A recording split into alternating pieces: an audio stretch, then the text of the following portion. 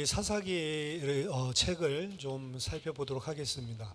오늘 다 살펴볼 수는 없고 오늘부터 다음 시간 혹은 다다음 시간까지 좀 사사기에 있는 내용들을 같이 살펴보도록 하겠습니다. 사사기는 이제 여호수아서 다음에 등장을 하죠. 그래서 여호수아 통해서 이제 정복 전쟁과 그리고 땅 분배가 다 끝나고 사사기의 배경은 이제 이스라엘 백성들이 가나안 땅에 들어와 있는 상태에서 진행되는 이야기입니다. 어떻게 보면 여호수아의 정복 이야기랑 같이 맞닿아 있을 수도 있습니다. 왜냐하면 여호수아에서 정복 다 끝나고 그리고 사사기로 넘어가는 것이 아니고 사사기 안에서도 여호수아서에서 이야기하고 있는 정복 전쟁이 같이 겹쳐서 등장을 하고 있기 때문에 사사기가 언제 쓰였냐라고 하는 이야기를 할 때 여호수아 시대 때 쓰여진 게 아니냐라는 이야기가 그래서 존재할 정도로 사실은 시기가 조금 오버랩된다, 겹친다라고 볼 수가 있습니다. 이제 좀 많은 사람들은 그래도 여호수아 때 이걸 다 쓸 수는 없다. 아무래도 왕정 시대 때 쓴 것이 아닌가? 혹은 왕정 시대로 넘어가기 전에 사무엘 때나 뭐 이럴 때 쓰여진 것이 아닌가? 뭐 이렇게 생각하는 사람들도 있는데요. 아무튼 이 사사 시대 때 일어났었던 이 과거의 이스라엘의 역사를 설명하면서 사실은 이스라엘 백성들에게 중요한 질문을 던지는 거죠. 질문을 던지고 그런 상황들 속에서 하나님의 백성의 공동체가 어떤 답을 가지고 있어야 되는지 이런 부분들을 사실은 좀 제시해 주는 책이 이 사사기서입니다. 사사기서에서 그러면 던지고 있는 질문이 뭐냐라고 했을 때 가장 중요한 것은 누가 과연 이스라엘 백성을 이끌 것인가라고 하는 이슈입니다. 그러니까 이 지도권의 이런 이양은 원래는 이제 출애굽했을 때 모세가 지도자였죠. 그리고 모세에서 여호수아로 옮겨갔죠. 그리고 이제 땅을 차지하고 나서는 여호수아와 그 장로들이 다 죽고 난 다음에 구체적으로 이제 사사기에서 발생하는 이야기들이 등장을 하는데 그러면 이제 모세도 없고 여호수아도 없는데 그럼 이제 누가 그럼 이스라엘을 다스리고 이끌어야만 하는가? 좀 이런 문제들이 생길 수밖에 없는 것입니다. 이에 대한 대답은 둘 중에 하나입니다. 사사기에서 제시해주고 있는 답은 사사가 다스리든지 아니면 왕이 다스리든지 둘 중에 하나예요. 그러면 만약에 왕이 다스려야 된다라고 한다면 그럼 그 왕은 그냥 왕이 다스리면 되는구나 이게 아니고요. 사사기에서 던지는 질문은 그럼 그 왕은 어떤 왕이 되어야만 하는가라고 하는 게 중요한 이슈입니다. 그리고 그 왕이 이스라엘 12지파가 있잖아요.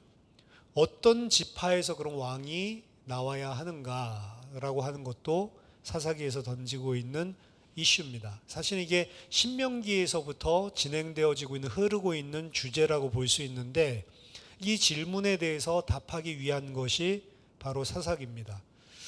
누가 이스라엘을 다스려야 되지? 만약 왕이 다스려야 된다면 그 왕은 누구여야 되고 어떤 왕이 되어야 되고 그리고 어떤 지파에서 과연 등장을 해야 되는가 이 부분에 대해서 이야기를 하고 있습니다. 우리들이 세밀하게 보지 못하면 놓칠 수 있는 부분들이 있는데 사실은 사사기를 쓰는 저자는 이 부분을 상당히 염두에 두고 사실 사사기를 쓰고 있습니다. 좀 더 살펴보겠지만 그래서 이 사사기에서 가장 중요한 핵심적인 어구로 반복되면서 등장하는 것이 그때의 이스라엘의 왕이 없었으므로 백성들이 자기 소견에 옳은 대로 행하였더라라고 이야기를 합니다. 그러니까 이스라엘 백성이 자기 소견에 옳은 대로 행하는 게 자기 생각대로 움직이는 게 좋으면 굳이 이러한 문제 제기를 할 필요가 없는데 자기 소견대로 옳은 대로 행하니까 자기 마음대로 행하니까 어떻게 되죠? 이스라엘이 계속 우상 숭배하고 죄 가운데 빠지고 하나님을 거역하는 일들이 생기더란 말이죠. 그러니까 이스라엘 백성들이 자기 개인적인 생각으로 자기 생각에 옳게 소견대로 살아서는 안 된다. 근데 자기 소견대로 살 수밖에 없는 이유를 사사기 기자는 그때 왕이 없었기 때문에 그렇다라고 이야기를 하거든요. 그러니까 왕이 있어야만 백성들을 지도할 수 있는데 모세처럼 여호수아처럼 뭔가 강력한 리더십을 가지고, 사사기에서 그런 하나님께서 주신 리더십은 모세나 여호수아 같은 존재가 아니고 어려움을 당할 때마다 간헐적으로죠, 사사를 보내줘요. 사사를 보내줘서 이스라엘 백성을 다시 바로 잡아주시는데, 문제는 사사는 왕이랑 다르죠. 세습제가 아닙니다. 항상 있는 게 아니에요. 이스라엘 백성이 어떤 곤란한 환경 가운데 빠졌을 때 하나님이 임시적으로 주는 직책으로 사사기는 사사를 이야기하고 있습니다. 그러니까 이게 불안한 거죠. 사사가 살았을 때는 조금 하나님 뜻대로 사는 것 같은데, 사사가 죽고 나면 곧바로 이스라엘 백성들이 또 우상 숭배 가운데 빠지고, 그래서 어려움을 계속 겪거든요. 그러니까 이 문제가 뭐냐, 리더십의 부재다라고 보는 거죠. 그러면 사사기에서 볼 때 사사로서 충분한가 과연? 근데 제가 봤을 때는 사사기 반복되는 핵심 어구로 봐서는 사사기 기자의 생각은 사사로서는 좀 불충분하다라고 생각을 하는 것 같아요. 누가 필요하냐? 이스라엘에는 왕이 필요하다. 왕이 없기 때문에 백성들이 자기 속여 옳은 대로 지금 행하기 때문에 문제가 생겼다. 근데 중요한 것은 그럼 왕이 필요한데, 그럼 왕은 어떤 자질을 가지고 있어야 되냐는 거죠. 왕을 무조건 세운다고 되냐? 사실은 이 부분이죠. 왕이 있어야 되는데 어떤 왕이 되어야 되고, 그리고 이스라엘은 여러 지파들이 있는데 뭐 레위 지파, 제사장 지파 뺀다 하더라도 그럼 어떤 지파에서 왕이 등장을 해야 되냐, 이제 이런 부분들을 고민하고 있는 책이죠. 그 부분들에 대한 어떤 힌트를 사실은 사사기를 적은 저자의 그런 생각들이 사실은 여기저기 숨어서 반영되고 있습니다. 어떤 지파냐라고 하는 것들을 봤을 때는 처음 이 사사기에서는 그 정복 전쟁에 대한 이야기부터 각 지파별로 소개를 해주고 있는데, 제일 먼저 등장하는 정복 지파의 이야기는 유다 지파의 역사로부터 시작을 하고 있습니다. 이제 의미가 있는 거죠. 이 사사기 전체는 사실은 이스라엘 역사에 있어서 하나님과 관계가 잘 맺어지고 이 성장하고 막 밝은 그런 모습을 보여준다기보다는 계속 하나님과 하나님 백성과의 관계가 약속의 땅에 들어갔을 때 계속 멀어지고 있는 것들을 보여주고 있습니다. 계속 문제가 생기고요. 그러니까 하락세죠. 전체적인 책의 진행은 하락세입니다. 이건 사사의 모습에서도 자주 등장을 합니다. 처음에 등장하는 운니엘이라는 사사 있죠. 그 사사는 거의 흠이 사실은 없는데요. 시간이 지나면 지날수록 사사들에게서도 계속 흠 있는 것들이 발견이 돼요. 사사들 자체에 문제가 발견되죠. 그래서 제일 마지막 사사가 삼손이잖아요. 삼손 같은 경우는 얘가 사사야 뭐야 좀 이런 생각이 들 정도로, 과연 얘가 진짜 이스라엘의 지도자, 하나님께서 주신 사사가 맞나? 라고 하는 의구심이 생길 정도의 사람이 사실은 사사로 등장을 하기까지 합니다. 그러니까 전체적인 그림은 원래 하나님과 하나님 백성이 약속의 땅에 정복하고 들어와서 좋은 관계를 유지하고 있었던 것들이 시간이 지나면서 점점 무너지고 있는 하락세를 전체적인 이 사사기의 역사는 보여준다라고 생각할 수가 있습니다. 그래서 사사들은 지속적인 평화를 이스라엘 백성들에게 가져다 주지 못하죠.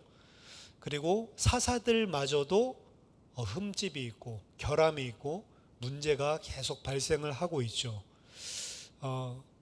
그래서 이제 거기에 대한 대안이 필요한데, 이제 그것을 어떻게 보면 왕으로 생각을 하고 있는 거죠. 사사와 왕의 차이점은 뭐냐? 백성 전체를 하나님께서 다스리고 지도하기 위해서, 그리고 보호하기 위해서 보내주신 지도자인 것은 같지만 사사는 세습제가 아니에요. 왕은 왕조를 이루고 세습을 하죠, 자기의 자손에게. 그래서 어떻게 보면 권력의 공백이 없습니다. 한 왕이 죽고 나면 그 다음 후계자를 통해서 왕이 세워지니까 권력의 공백이 없는데, 사사는 이런 세습직이 아니기 때문에 계속해서 공백이 발생을 하는 거죠. 그 부분이 가장 두드러진 큰 문제다라고 볼 수가 있습니다. 그래서 이게 사실은 사사기 중간에 보면 기드온이라고 하는 사사가 나오는데 사사기에 12명 혹은 13명이라고까지 이야기를 하는데 이 사사들이 등장을 하는데 그들 중에 가장 많은 이야기를 분량을 차지하고 있는 인물이 기드온이랑 삼손입니다. 이 두 사람이 대표적이. 나머지는 길지가 않아요, 사실은. 그렇게 길지가 않아요. 어떤 사사는 그냥 딱 세 줄로 끝나는 사사도 있고요. 그럼 기드온이 굉장히 중요한 사사고 삼손이 굉장히 중요한 의미를 가지고 있는 사사기 때문에 분량을 그렇게 많이 차지하고 있는 거거든요. 그 중에서도 삼손은 좀 약간 좀 개차반, 뭐 속히 말하면 개차반 비슷하고, 기드온 같은 경우는 이스라엘 백성들이 상당히 존경을 합니다. 그래서 기드온에게 이스라엘 백성들이 생각했던 것 같아요. 이 사사기를 쓰고 있는 저자랑 비슷하게 지금 이 공백이 생길 때마다 문제가 생기니까 왕이 필요하다라는 생각을 한 것 같습니다. 그래서 기드온에게 왕직을 제안까지 해요. 당신뿐만이 아니고 당신의 아들뿐만이 아니고 당신의 손자까지도 계속해서 우리를 다스려 주십시오. 이스라엘의 처음에 왕직 제안을 받은 사람, 이스라엘 백성으로부터, 이 사람이 이제 사사 기드온이거든요. 근데 이제 기드온이 그걸 받아들이지 않죠. 물론 받아들이지 않는 걸로 끝이 나는데, 전체적인 이 사사기의 내용은 그래서 이 리더십에 관한 문제입니다. 그리고 그 리더십 왕에 대한 부분, 전체 이제 간략하게 아웃라인을 정리해 드리면 1장 1절에서 2장 5절까지는 이 리더십에 관한 부분과 그리고 정복 전쟁의 완성에 관한 질문을 던지고 있는 부분입니다. 완전히 다 차지하면 괜찮은데 다 차지하지를 못해요. 못하기도 하고 안 하기도 하고. 그러니까 이스라엘 백성들이 힘이 없어서 못 쫓아내기도 하지만 힘이 있는데도 안 쫓아내기도 하거든요. 그래서 이 정복 전쟁에 관한 그리고 정복 전쟁 완성에 관한 퀘션을 던지고 있고, 그리고 리더십에 대한 부분들을 이야기하고 있습니다. 그리고 2장 6절에서 3장 6절까지는 이 사사기 전체의 내러티브의 틀, 프레임워크. 그래서 사사기에서 계속 반복되고 있는 패턴들, 이런 부분들을 이제 소개를 해주고요. 3장 7절부터 16장 31절까지는 12명의 사사들의 모습이 나오는데, 이 12명의 사사들의 이야기는 궁극적으로는 이스라엘 백성들을 온전하게 이끄는 데 실패하는 리더십이고요. 그리고 언약을 지키는 데 실패한다. 어떻게 보면 사사 자신이 잘못이 없다 할지라도 결국에 이 사사들로는 이스라엘 백성들을 온전하게 돌이키지 못하고 언약에 실패하게 되고요. 그리고 그들 자신도 사실은 이스라엘 백성을 변화시키지 못했다라고 하는 게 이 12사사들의 이야기의 어떻게 보면 간단한 요약 서머리라고 볼 수가 있습니다. 그 다음 17장 1절에서 21장 25절, 결론적으로 사사기 저자의 이유는, 왜 그럼 실패하는가에 대한 이유는 당시에 왕이 없었기 때문에 그렇다. 그럼 사사기 기자의 해결책은 뭐냐? 왕이에요, 왕. 왕이 있어야 된다. 왕이 있어야만 이 문제가 해결될 수 있다. 왕이 없기 때문에 이스라엘은 하나님 앞에 종교적인, 도덕적인 기준 자체가 계속 무너지고 자기 자신의 생각대로 움직인다. 진짜 이스라엘 백성을 온전하게 인도할 리더십이 필요한데 왕이다. 지금 17장 1절에서 21장 25절 이 파트는요, 흔히 사사기가 이제 16장에서 끝나고 17장부터 마지막 장까지는 사사기의 나중에 덧붙여진 부록이다, 이렇게 이야기를 많이 합니다. 그건 이제 왜 그렇게 보냐면 이제 쓰이는 문체라든지 그리고 스타일 자체가 앞에서 이야기하던 역사 서술이랑 좀 다르다는 거죠. 그래서 이 역사 이야기를 하고 전체적인 어떤 요약을 하는 관점을 집어넣는 그런 파트가 이 마지막 부분이라서 이 부분을 부록이다라고 보는 견해가 많습니다. 자, 이 그 사사기 안에 있는 이런 내용들을 봤을 때 여기도 당연히 비평적인 문제가 발생을 합니다. 일단 그럼 사사기의 저자는 왕조에 대해서 친왕조적인가 아니면 반왕조적인가? 나중에 여러분 사사기 끝나고 이제 그 사무엘상하, 역대상하, 뭐 열왕기상하 나오잖아요. 사무엘서나 열왕기서 나온 거 보면 왕이 아직 세워지지 않습니다. 이제 마지막 사사 같은 역할을 하는 사람이 사무엘이죠. 제사장이면서 전체적인 지도자 역할을 하는 사람이 사무엘인데, 이 사무엘에게 이제 왕을 세워달라라고 이 사람들이 요청을 합니다. 블레셋이나 다른 데는 왕이 있어가지고 저렇게 좀 튼튼하고 흔들리지 않는데 우리 왕이 없어서 그렇다. 이 사사기에서 제기하는 문제죠. 근데 사무엘은 그 왕을 세워달라는 이스라엘 백성들의 말을 좋아합니까? 싫어합니까? 싫어합니다. 하나님이 왕이다. 왜 인간 왕을 세우려고 그러냐? 인간 왕을 세웠을 때 어떤 이 부작용이 생기는 줄 아냐? 이런 것들을 이야기하면서 탐탁지 않게 생각을 해요.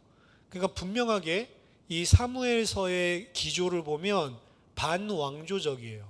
인간 왕을 세우는 것은 잘못된 거다. 하나님이 왕이다. 이런 기조가 강하거든요.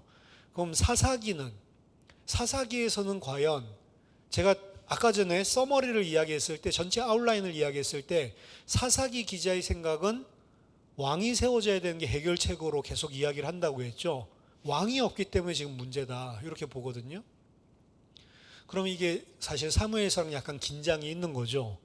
그러면 이 사사기 기자는 친왕조적인가 색깔이, 아니면 반왕조적인가, 왕권을 찬성하는가 반대하는가, 인간 왕이 세워져야 된다고 생각을 하나, 아니면 이스라엘의 왕은 여호와가 왕이다 이렇게 생각을 하고 있냐, 이제 이런 부분들 가지고 논란을 비평적으로 많이 합니다. 그리고 이 책의 통일성에 대한 문제점도요, 물론 아까 전에 이야기한 것처럼 17장부터가 마지막 끝까지가 부록이라고 이야기했다라고 하는 거는, 이거는 원래 있었던 어떤 역사적인 기록에다가 나중에 덧붙여진 것 아닌가, 이제 이런 뉘앙스들이 생길 수가 있는 거기 때문에 그건 비평적인 문제가 될 수가 있는 거죠. 그리고 여러 가지 이 책이 어떻게 그 개정이 되고 그리고 수정이 되면서 역사 흐르면서 흘러왔는지, 이걸 갖다가 여러 학자들이 이렇게 저렇게 뭐 이야기를 하는데 크게 뭐 이 부분들에 대해서 뭐 살펴볼 필요는 없습니다. 일단 우리는 이것이 개정되었든 말든지 간에 우리들은 일단 사사기 책을 하나 볼 때에도 어떤 중심적으로 볼 거냐면, 이거 한 권의 책이다, 파이널라이즈드 된 완성된 책 자체가 전달하고 있는 메시지 중심으로 볼 거기 때문에 이 비평적인 부분들은 여러 가지 이야기가 있지만 그렇게 상세하게 나눌 필요는 없는 것 같아요. 이제 말하자면 여기 안에 있는 이런 여러 가지 역사들을 보면서 이건 어느 시대에 쓰여진 것 같다, 어느 시대에 쓰여진 게 같이 합쳐진 것 같다, 뭐 이제 이런 이야기들을 여러 가지 비평적으로 하고 있습니다. 이런 비평적인 이런 그 개정에 대한 부분들은 깊이 있게 살펴보지 않고요. 그 다음 또 생각할 수 있는 부분은 사사라고 하는 단어에 대한 겁니다. 사사가 뭐죠? 영어로는 judges예요. 그럼 judge는 뭐죠? 재판관이죠. 판관, 판사. 그럼 이 judges라고 돼 있으니까 그럼 이 사람이 이스라엘 백성들의 무슨 시비를 가리는 그런 판결을 하는 그런 재판관인가? 이렇게 생각을 하기가 쉬운데 사실은 법적인 역할을 하는 사사는 딱 한 명밖에 없어요. 사사기 안에서. 법적인 그런 그 재판관의 역할을 하는 사람은 딱 한 사람밖에 없고, 나머지 모든 사람들은 전부 다 군사적인 지도자입니다. 그래서 이스라엘이 외세에 의해서 이제 억압을 당하고 고통을 당하면 사사가 전쟁 용사죠. 이 군사적인 지도자가 돼서 그들을 외세로부터 구해내고 구원해내는 그런 역할을 하는 군사 지도자의 모습을 보여주고 있다는 거죠.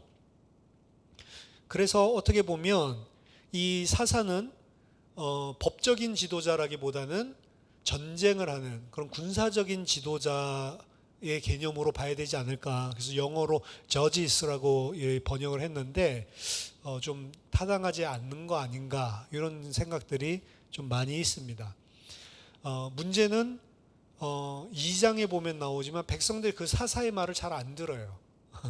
그러니까 사실은 어쩔 수 없이 군사적인 도움이 필요하기 때문에 어쩔 수 없이 리더십을 인정하지만 잘 복종하고 이런 순종하고 이런 관계는 아니라는 거죠.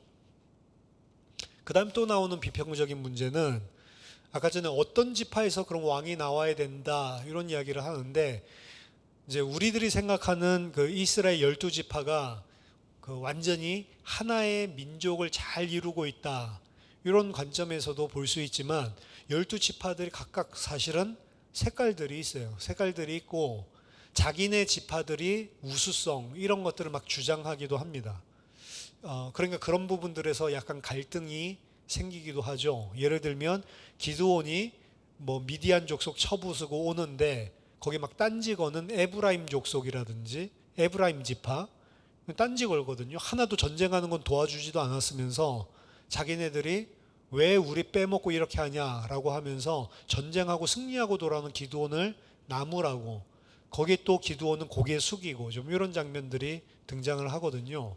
그러니까 이게 진짜 한 나라, 완전히 한 민족 이런 개념이 맞는지 아니면 지금 이 12지파가 엠픽타이언이라고 해서 고대 그리스에 있었던 형태인데 각 어떻게 보면 도시 국가들이죠. 이런 도시 국가들이 혈연을 맺고요. 혈맹을 맺고 그냥 한 민족은 아니지만 이렇게 연합 국가 같은 형태로 돼 있는 거냐. 좀 이런 이슈들이 사실은 비평적으로 존재를 합니다. 그래서 엠픽타이언이라고 하면 인보 동맹이라고 하는데 고대 그리스 도시들이 똑같은 신을 섬기는 도시들끼리 서로 우리는 그 신을 함께 섬기는 어떻게 보면은 종교 공동체다라는 개념으로 한 국가는 아니지만 거의 하나의 민족들처럼 이렇게 같이 그 동맹을 맺었다는 거죠. 그러니까 이스라엘도 12지파가 좀 그런 형태 아니야? 이런 식으로 이제 비평적으로 보는 시각들이 존재하기도 합니다. 우리는 이제 전통적으로 아니 이스라엘은 그냥 한 국가다. 이제 이렇게 그냥 보는 시각이 강하죠. 이런 부분들이 이제 사사기에 등장하는 이제 구체적인 그런 비평적인 부분들이고요. 언제 쓰여졌냐? 그럼 사사기가 항상 책을 볼 때 언제 쓰여졌냐? 요 질문은 왜 던지냐면 언제 쓰여졌는지에 따라서 메시지가 세밀하게 우리가 해석을 할 수 있기 때문에 그렇습니다. 그래서 아까 전에 처음에 소개했듯이 가장 이르게는 여호수아 시대 때 쓰여진 게 아니냐 요 시각도 있고요. 좀 더 이제 그 약간 사람들이 많이 주장하는 거는 왜냐하면 이제 여호수아 시대를 지나서 기록들이 등장을 하니까 여호수아 시대가 아니고 다윗 왕 7위 때에 쓰여진 거 아니냐. 다윗 왕 때 혹은 다윗 왕 7위 후에 어느 때에 왕조 시대에 쓰여진 거 아니냐. 더 나아가서는 포로로 끌려가고 난 다음에 쓴 거 아니냐. 왜? 우상 숭배 때문에 지금 하나님의 심판을 받고 있다라고 하는 것들을 그런 신명기적인 신학을 강조하기 위해서 포로기 때 쓰여진 거 아니냐라고 한다는 거죠. 언제 쓰여졌냐라고 하는 것들을 판단함에 있어서 가장 중요한 키는 뭐가 된다고 저는 보냐면 누가 왕이 필요하다라는 메시지를 필요로 하고 있는가. 지금 사사기는 왕이 없는데 지금 왕이 너무 필요해. 이게 핵심 메시지거든요. 우리에게 지금 왕이 필요하다. 왕이 필요한 시기는 언제일까요? 이스라엘에게 있어서 우리가 지금 왕이 없어서 문제야. 왕이 필요해. 두 시기밖에 없거든요. 그러니까 아직 다윗 왕조가 들어서지 않았을 때랑 그 다음 포로로 끌려가고 난 다음에 다윗 왕조가 무너졌죠. 왕이 없을 때. 그러니까 요 두 시기밖에는 왕이 없기 때문에 지금 문제다. 이제 요거는 사실 포로기나 포로 후기 뒤로는 앞쪽으로는 아직 다윗 왕조가 들어서기 전의 상태. 요때가 이제 가장 사사기가 쓰여질 수 있는 그런 핵심적인 거다라고 볼 수가 있겠죠. 이게 누가 우리를 지도하여야 되는가라고 하는 문제랑 다 있기도 합니다. 그래서 우리가 그냥 처음에 제가 이 질문을 던졌을 때 아마 여러분들은 다윗 왕조가 세워지지 않았으니까 유다 지파에서 세워져야 된다. 그 다윗 왕조 전만을 생각하기가 쉬운데 포로로 끌려가고 난 다음에도 사실은 똑같은 질문이 나오는 거예요. 왕이 없었거든요. 근데 이제 왕이 나온다면 사실 다윗 왕조를 다 하나님이 무너뜨렸잖아요. 근데 그 가운데서 그럼 누가 이제 왕이 돼야 되지? 이런 질문을 포로기 이후에도 충분히 할 수 있는 거죠. 어쨌든 간에 그들은 지금 지도자, 구원자가 필요한 상황이었다라고 하는 것들을 일단은 상정해 볼 수가 있습니다. 정확하게는 사사기가 언제 쓰여졌다라고 확언할 수는 없지만 제대로 된 왕이 필요한 시기였다. 이 정도로 그럼 약 2가지 시기로 우리가 좀 축약해서 볼 수가 있다라고 생각을 합니다. 자, 전체적인 이 구조와 그리고 내용들을 살펴볼 건데요. 오늘 조금만 살펴볼 겁니다. 이 사사기는요, 아까 전에 여호수아 시대 때 쓰여졌을 수도 있다라고 이야기를 했는데 사실은 사사기 바로 앞에 나오는 여호수아랑 긴밀한 관계를 맺고 쓰여집니다. 여호수아서를 알고 있어요. 그래서 여호수아에서 쓴 문장을 그대로 사용을 하고 있습니다. 근데 그대로 사용을 하는데 그대로 사용하면서 약간 단어들을 바꿔놔요. 그럼 약간 바꾸는 데는 신학적인 의도가 있는 겁니다. 저자가 의도가 있어서 일부러 바꿔놓거든요. 그래서 그런 부분들을 좀 살펴보면 이거는 그냥 쓰여진 게 아니고 사실은 이 신명기는 세밀하게 어떻게 보면 정교하게 쓰여진 고안된 문학 작품이라고 볼 수가 있습니다. 서론적인 파트에서 보면 서론의 파트가 있고 그 다음에 아까 전에 이야기했듯이 사사기 전체의 사이클을 소개하는 파트가 있고 그리고 이 사이클이 돌아가는 것들을 통해서 전체 역사를 기술하고 그리고 나서 결론 파트. 그래서 크게는 3개로 봅니다. 서론과 그리고 사이클, 그 다음 결론. 이렇게 크게 3부분으로 구성되어져 있다. 그리고 그 마지막 결론이라고 하는 것은 부록이라고 하는 부분은 아까 전에 이건 뭔가 나중에 따로 쓰여진 거 아니야 라고 하지만 실제로 문체들이나 그리고 흐르는 사상들을 봤을 때에는 앞에 그 2 파트랑 크게 다르지 않기 때문에 어떻게 보면 그 저자가 사실은 이 3 파트를 따로따로 뭐 새로운 사람이 쓴 게 아니고 이 3 파트 전체가 하나의 문학적인 특징들을 공유하면서 쓰여졌다라고 한 권의 책으로 충분히 볼 수가 있는데요. 각 섹션, 이 큰 3가지 큰 섹션 안에 구조에 대한 유사성들을 보여주고 있습니다. 그리고 굉장히 세밀하게요. 그래서 텍스트, 그 문서 자체와 그리고 언어적인 유사점을 보여줍니다. 내적으로 보면 그 3 섹션들 자체가 통일성을 문서적인, 문헌적인 그리고 언어적인 구조로서 분석을 해봤을 때 고도의 구조를 가지고 사실은 짜여져 있고요. 아까 전에 이야기했었던 전형적인 마커가 있어요.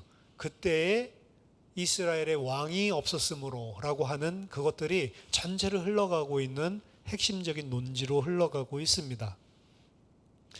그리고 공식적인 사이클들을 소개를 해주지만 이 공식적인 틀들이 딱 정리가 돼 있어요, 사실은. 그래서 그 사이클들을 좀 소개를 하자면 이스라엘이 여호와 목전에서 악을 행했다라고 이스라엘의 악행에 대해서 설명을 소개를 하고요. 물론 그 악행은 이제 세부적으로 무슨 우상 숭배하는 것, 무슨 신을 섬기고 이런 세부적인 것들이 나오지만 첫 번째 나오는 파트가 이스라엘이 여호와의 목전에 악을 행하였다. 그러고 나서 그 악을 행하였을 때 여호와께서 이스라엘에게 진노하셔서 그들을 누구의 손에 넘기니라 라고 하는 이 문장 자체가 거의 똑같은 스트럭처를 가지고 사이클이 등장하거든요. 여호와께서 어떻게 하냐? 누구는 바뀌어요. 뭐 블레셋이든 미디안이든 뭐든 바뀌는데 누구의 손에 이스라엘을 넘기는데 왜? 이스라엘에게 진노하셨기 때문에. 그 이유는 여호와의 목전에서 악을 행했기 때문에. 그러고 난 다음에 이스라엘이 여호와께 부르짖는 장면이 등장을 합니다. 누구의 손을 넘기면 이스라엘이 여호와께 부르짖더라. 단 중요한 것은요, 이스라엘이 부르짖었다라는 표현을 계속 반복해서 쓰지, 이스라엘이 여호와께 돌아오고 회개했다라는 표현은 절대로 사사기에 안 나옵니다. 그러니까 이 사람들이 여호와께 부르짖는 것은 회개로 봐야 되냐, 사실 이 부분을 좀 생각해야 되는 거예요. 회개로 봐야 되냐라고 생각하면 저는 상당히 부정적입니다. 회개가 아닐 가능성이 훨씬 높아요. 그 이유는 뭐냐면, 진짜 회개가 맞다면 그들이 궁극적으로 자신들이 우상 숭배했었던 부분들에 대해서 회개하고 돌이켰기 때문에 사사가 죽어도 여호와께 붙어 있어야 돼요. 어느 기간만큼이라도. 근데 사사가 죽자마자 곧바로 이들은 너무 말도 안 되게 사사 죽자마자 곧바로 우상 숭배로 빠져버리거든요. 이런 표현들을 봤을 때 이 사람들은 부르짖은 것이 고통스러워서 부르짖은 것이지 회개하고 여호와께로 돌아온 것이냐, 저는 그거 아니라고 사실은 생각됩니다. 그러니까 이제 많은 사람들이 사사기 사이클을 설명할 때 이스라엘이 우상 숭배, 여호와 앞에 목전에 악을 행하고 여호와께서 이방 민족의 손에 넘기고 그럼 이스라엘이 회개하고 이렇게 하는데, 회개한다는 표현이 없어요. 그냥 여호와께 부르짖더라, 이 표현밖에 없습니다. 그럼 부르짖었을 때 여호와께서 그들을 구원할 수 있는 구원자를 보내주죠. 그 구원자가 바로 사사입니다. 사사를 보내주시고 사사가 가면 그 땅에 평안이 임합니다. 그 땅에 평화가 다시 찾아오고 이스라엘 백성들을 구원자로 보내줬기 때문에 그들을 구원하죠. 그리고 이스라엘 그 사사가 이스라엘을 다스리는 동안에는 그 땅의 전쟁이 그치고요. 그리고 평안이 임합니다. 그러고 난 이후에 사사가 죽으면 다시 아까 전에 여호와 앞에 목전에 악을 행하는 걸로 이 사이클이 이제 계속해서 반복돼서 돌아가는 게 이 사사기의 큰 역사적인 틀이죠. 공식적인 틀이 계속해서 반복되고 일어나고 있습니다. 이러한 틀에서 벗어난 내러티브가 있습니다. 사사기는 좀 전에 이야기한 이 틀이에요. 이야기가 길든 짧든 전부 다 이 틀을 가지고 역사를 진행을 하고 있는데, 기드온 이야기도 이야기가 길다고 했죠. 6장부터 8장까지인데 3장을 차지하는 긴 본문이지만 지금 말한 이 틀을 벗어나질 않아요. 이 틀 안에서 모든 이야기가 진행이 됩니다. 그리고 아까 전 3절로 끝나는 데도 있겠죠. 3절로 끝나는 그런 사사 이야기도 이 틀을 안 벗어나요. 다 이 틀로 돌아가는데, 이 역사 이야기 중에 이 틀을 벗어난 이야기가 딱 하나 있습니다. 그게 뭘까요? 아비멜렉 이야기예요. 아비멜렉. 기드온의 아들 이야기죠. 아비멜렉 이야기는 이 프레임워크, 이 스트럭처, 이 구조에서 벗어나 있습니다. 그 말은 무슨 말이냐면, 이러한 형태에서, 이러한 틀에서 벗어났다라고 할 때에는 벗어난다라고 하는 시그널을 또 주고 있어요, 문학적으로. 그럼 이 사실은 그 사사기 기자의 입장에서 본다면 이 아비멜렉 이야기를 상당히 독자들을 주의 집중하게 만들고 강조하는 겁니다. 근데 일반적으로 여러분 이 사사기를 읽으면 아비멜렉 이야기 잘 기억도 못해요. 기드온 같은 거나 이야기하지. 아비멜렉 이야기 잘 설명도 안 한다고. 이게 잘못된 거죠. 사사기를 볼 때 사사기를 쓰는 저자는 이 아비멜렉 이야기를 굉장히 중요하게 생각을 합니다. 위치도 사사기의 가장 정중앙을 차지하고 있어요. 이 이야기가. 근데 아비멜렉 이러면 그 아브라함이 그 사랍한 그 아비멜렉 왕인가? 뭐 이렇게 생각할 정도로 잘 몰라요. 근데 사사기에서 아비멜렉이 굉장히 중요한 위치고, 이 내러티브, 총 아비멜렉 내러티브는 56절로 구성되어져 있거든요. 근데 이 사이클을 벗어난 역사 이야기고, 그리고 전체 역사의 사사기의 중앙에 위치하고 있습니다. 이 틀에서 벗어났다는 것은 이 아비멜렉이 사실은 이스라엘 백성을, 아까 전에 사사는 세습직이 아니라고 그랬는데 아비멜렉이 아버지 기드온을 이어서 백성들을 통치하는 것 같은 분위기가 등장을 해요. 거기에 보면. 그리고 그 아비멜렉의 이야기에는 백성들이 여호와의 목전에 악을 행하였다라 이 언급이 없어요. 그러니까 이제 완전히 패턴이 사이클이 이제 다르다는 거죠. 아비멜렉은 사사로 부름받은 적도 없는 자입니다. 그렇다고 해서 하나님이 왕으로 세운 적도 없어요. 그저 자기 자신이 왕이 되고 싶은 사람이에요. 그런 사람이 지금 이스라엘의 역사에 등장을 하는 겁니다. 그리고 또 중요한 거는요, 이 이후로는 그들이 하나님께 더 이상 도움을 부르짖지를 않아요. 그러니까 이 아비멜렉 이야기가 등장하고 난 다음에는 사이클이 바뀌는 거죠. 이스라엘 백성들이 하나님께 도움을 부르짖지를 않는다. 그러니까 이 아비멜렉을 기점으로 해서 상당히 이야기가 변화가 되는 거죠. 어떻게 보면은. 그래서 아비멜렉 되게 중요한 인물입니다. 나중에 우리가 살펴보겠지만. 자, 그 다음 이 사사기 전체를 보면 반복적으로 이런 사이클들이 쭉 일어나죠. 근데 인물들을 소개할 때 이건 어떻게 설명을 해야 될지 모르겠는데 히브리어 자체를 보면요, 이야기 스토리가 쭉 진행되는 그런 줄거리가 쭉 시간에 따라서 쭉 진행되게 서술하는 방식이 있고요. 연결돼서 이건 이야기가 줄거리가 쭉쭉 흘러가고 있는구나 이런 것들을 그냥 글로 볼 수가 있어요. 바이에히라고 하는 바이익톨이라고 하는 구조를 보면 이거는 그 다음 이야기를 하고 있구나 쭉쭉 줄거리가 그렇게 바이익톨 구조로 지나가는데, 근데 이 바이익톨 구조가 아니고 디스정티브 뭔가 따로 뚝 떼놓은 것 같은 그런 표현이 있거든요. 근데 그런 표현으로 사사를 소개해 주는 인물이 있는데 그 인물이 데보라 같은 인물입니다. 데보라 같은 인물은 디스정티브로 뭔가 지금 있었던 흐름에서 따로 똑 떼가지고 설명하는 것처럼 사사지만 내러티브의 흐름에서 따로 떨어져 있는 그런 디스정티브 바프를 가지고 설명을 하고 있는 것들을 볼 수가 있습니다. 왜 그럴까? 뭐 여자기 때문에 그런가? 근데 여자이기 때문에 그런가? 뭔가 차별하는 건가? 여자이기 때문에 차별한다기보다는 오히려 여자이기 때문에 더 강조를 하고 있는, 어떻게 보면 눈에 띄게 만드는 그런 역할을 하고 있습니다. 그래서 좀 데보라는 좀 독특한 그런 사사 인물로 사실은 소개를 하고 있다. 사실 뭐 한글 성경 봐가지고는 잘 보이지 않는 부분이죠. 이런 디스정티브 같은 거는. 여호수아와의 관계 이 부분은 오늘 좀 마지막으로 조금만 살펴보고 마치려고 그러는데, 아까 전에 이야기했듯이 사사기에서는 여호수아에 있었던 내러티브를 그 프레이즈를 구절을 그대로 따다가 사용하고 있는 케이스들이 곳곳마다 종종 있습니다. 근데 사용할 때 어떻게 하는 거 약간씩 바꿔요.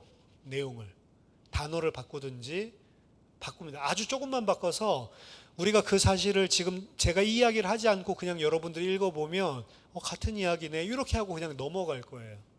근데 사실은 의도를 가지고 바꾼다는 거죠. 온니엘이라고 하는 처음 등장하는 이 사사의 이야기를 보면 이 온니엘의 내러티브랑 그리고 여호수아랑 비교를 해보면 일단은 인물 자체도 여호수아랑 좀 비슷하다라는 생각이 듭니다. 사실은 여호수아 1장 11절 전반부에 보면, 여기 보면 거기서 나아가서 드빌의 거민들을 쳤으니, 이게 여호수아가 아니고 사사기 1장 11절 보면 거기서 나아가서 드빌의 거민들을 쳤으니 드빌의 본 이름은 기럇세벨이라 이런 구절 나오거든요. 근데 여호수아서 15장 15절에 보면 거기서 올라가서 드빌 주민들을 쳤는데 드빌의 본 이름은 기럇세벨이라. 똑같은 이야기죠. 틀린 거 발견하셨어요? 별로 틀린 게 없죠. 사사기에서는 거기서 나아가서라고 했고요. 그리고 여호수아에서는 거기서 올라가서라고 했습니다. 근데 나아가서를 올라가서로 바꾼 거죠. 올라가서를 나아가서라고 바꾼 거죠. 근데 이 동사들이 다르지만 그렇게 큰 차이는 없습니다. 여기서는 동사가 다르네. 근데 의미상으로는 큰 차이가 없네. 뭐 이거 별로 중요하지 않은 건데, 하지만 중요하게 바꿔놓은 것들이 있어요. 예를 들면은 여호수아서 15장 63절 같은 데를 보면 예루살렘 거민 여부스 사람을 유다 자손이 쫓아내지 못하였으므로 여부스 사람이 오늘까지 유다 자손과 함께 예루살렘에 거하니라. 이게 여호수아 15장에 나오는 본문이거든요. 근데 똑같이 썼는데 사사기 1장 21절에 뭐라고 되어 있냐면 베냐민 자손은 예루살렘에 거한 여부스 사람을 쫓아내지 못하였으므로 여부스 사람이 베냐민 자손과 함께 오늘날까지 예루살렘에 거하니라. 여호수아서에서는 누가 못 쫓아냈어요? 유다 자손이 못 쫓아냈다라고 되어 있는데 사사기에 오면 똑같은데 그 유다 지파를 뭐로 바꿨어요? 베냐민 지파로 바꿔놨어요. 그건 왜 그럴까요? 이게 이제 의도를 가지고 있다는 거죠. 여부스 족속이 있는데 여부스 족속을 쫓아내지 못했기 때문에 예루살렘에 여부스 족속이 지금 살고 있는데 그 쫓아내지 못한 거를 여호수아서에서는 유다 지파가 그랬다라고 이야기를 하고 사사기에서는 베냐민 지파가 그랬다라고 한다는 겁니다. 그럼 둘 중에 뭐가 맞을까요? 그러니까 이제 이 성경이 이 모순이 일어나는, 충돌이 일어나는 거죠. 누가 못 쫓아냈을까요? 베냐민이 못 쫓아낸 겁니까? 유다가 못 쫓아낸 겁니까?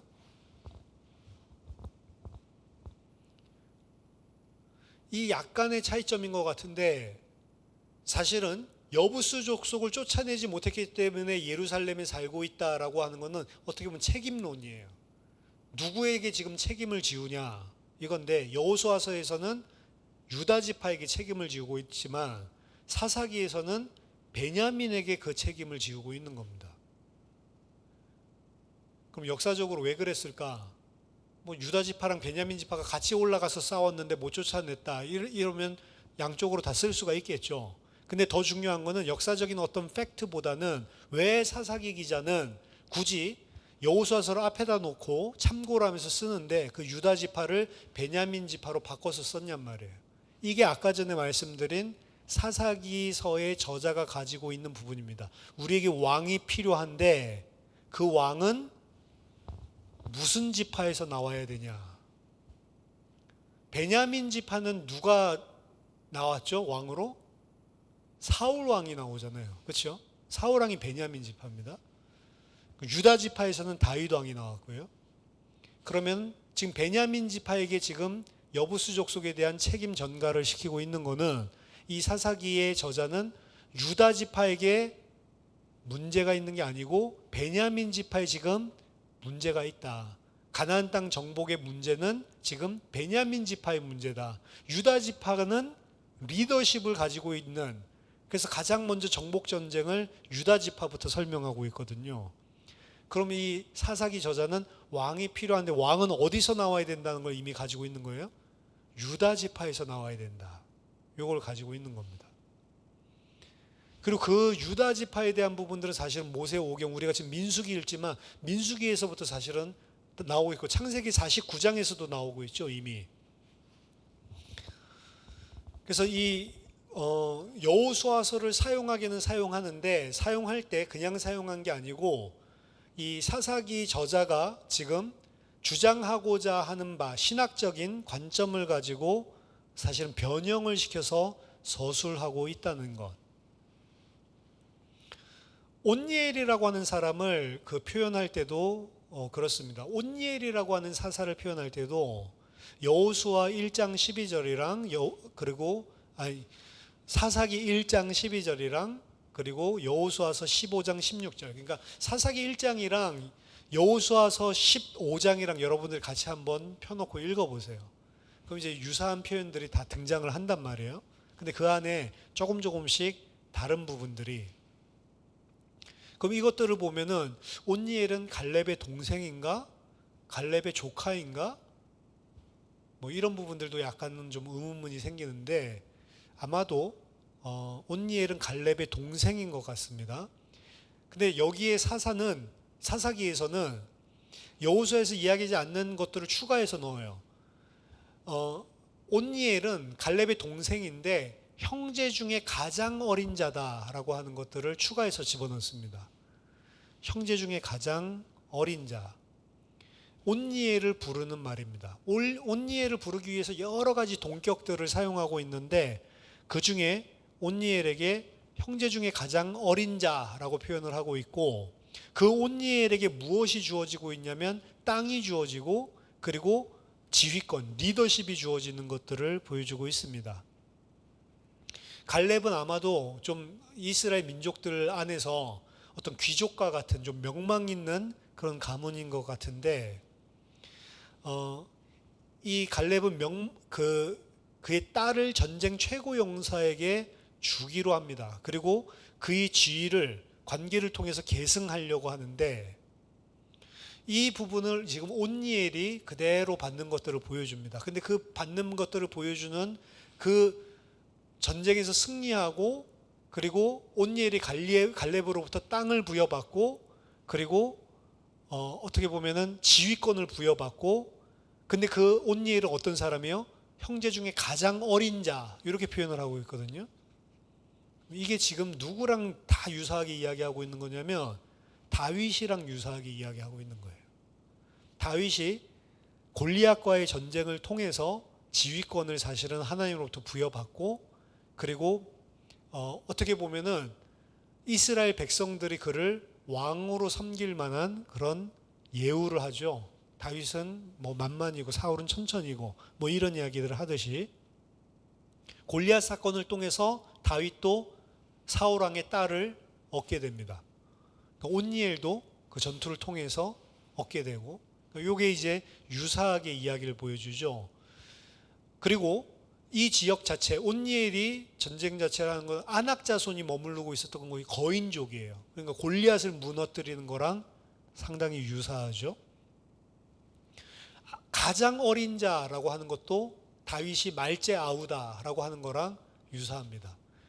그러니까 지금 온니엘이 거인을 무너뜨리고 그리고 갈렙의 딸을 받고 땅을 부여받고 지휘권을 부여받고 이런 모든 것들이 전부 다 다윗이랑 유사해요. 다윗이 골리앗을 거인을 무너뜨리고 딸을 받고 그리고 리더십을 얻게 되는 이 과정들이 그래서 이 온니엘이라고 하는 인물을 보여줄 때에도 그런 첨가를 통해서 그 여호수아서를 그대로 쓰는 것 같지만 이러한 말들을 조금씩 첨가를 하는 걸 통해서 뭘 보여주려고 하냐면 다윗 왕에 대한 지휘권의 이양 이것들이 당연하다라고 하는 것들을 사실 넌지시 암시해서 보여주는 거죠. 만약에 사울 왕이 그거를 읽었다면 되게 열받았을 것 같아요. 아 이거 지금 내 이야기 하는 거지 이렇게 보일 만큼 사실은 그럼 이게 언제 쓰여졌던 건가? 아까 전에 이렇게 할 때 충분히 아직 다윗이 왕으로 세워지지 않았을 때 그런 정당성을 부여하기 위해서 혹은 다윗이 세워지고 나서 아직도 사울을 따르는 사람들이 있었거든요. 다윗 초기에는 그렇기 때문에 그 왕위의 계승에 정당성을 부여하기 위해서 그때 쓰여진 게 아니냐 이런 거 충분히 우리가 생각을 할 수가 있는 거죠.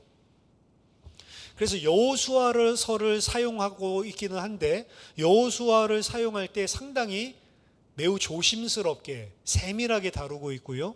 그리고 여호수아를 활용해서 뭔가 내가 전하려고 하는 메시지를 전하기 위해서 사실은 사용하고 있지 그냥 액면 그대로 사용하고 있지 않는다는 거.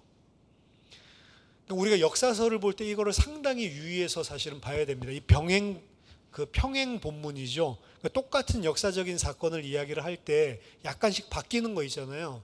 그 약간씩 바뀔 때에 포인트가 있단 말이에요. 전부 다. 그 포인트들을 사실은 그냥 이렇게 읽어가지고는 하나도 안 보이는 겁니다.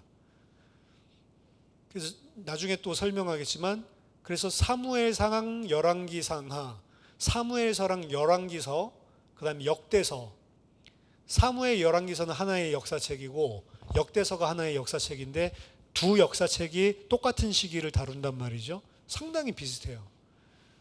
우리 개역개정이나 영어 성경에는 순서도 붙여놔가지고 사무엘상하, 열왕기상하, 역대상하 이 역사 읽었는데 또 나온다고. 또 읽어보면 비슷해. 거의 틀린 게 없어요. 근데 이걸 비교해 보잖아요. 좀 전에 이렇게 비교해 보듯이 그럼 조금씩 일부러 다 다르게 써놨어요. 그럼 역사를 쓸 때에 관점이 다르게 쓰여져 있는 겁니다. 근데 일반적으로는 그거 모르니까 이거 읽었던 건데 또 읽네. 우리가 성경 통독 같은 거 할 때 이거 얼마 전에 이거 읽었던 건데 또 똑같은 거 나오네. 이러니까 막 대충 읽죠. 근데 그렇게 성경을 보면 원래는 안 되는 거라고요. 사사기도 어떻게 보면 여호수아서랑 그런 관계들 속에서 여호수아서를 활용해 가지고 지금 상황에 중요한 이 사사기 저자가 주려고 하는 메시지를 담고 있다는 거. 그래서 여호수아와 상당히 비슷한 부분들을 사용하고 있지만 다르게 변형시켜서 사용하고 있다는 거. 이런 것들이 역사서 읽어가는 데 있어서의 또 포인트이기도 합니다. 오늘 이야기했던 온니엘을 통해서 우리가 알 수 있는 것은 이 사사기의 저자는 베냐민 지파에서 나오면 안 되고 왕은 유다 지파에서 나와야 된다. 이 생각이 아주 강한 거예요.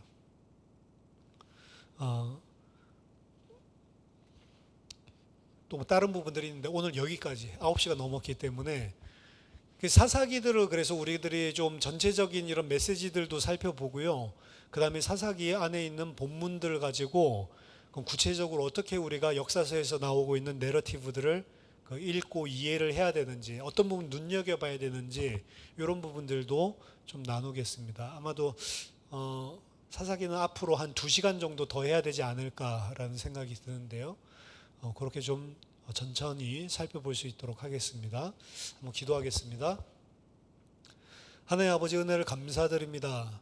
역사서 안에서 이야기하고 있는 세밀한 하나님의 음성을 들을 수 있도록 우리들에게 성경 보는 눈을 허락하여 주시고 또한 저희들이 이전에는 보지 못했었던 그러한 말씀들 주님께서 그 속에 우리에게 전달하고자 하시는 메시지들을 발견할 수 있는 눈이 열릴 수 있도록 하나님 공부하는 것 같지만 이 시간을 통해서 우리에게 유익한 영적인 성장이 있을 수 있도록 은혜를 내려 주시옵소서.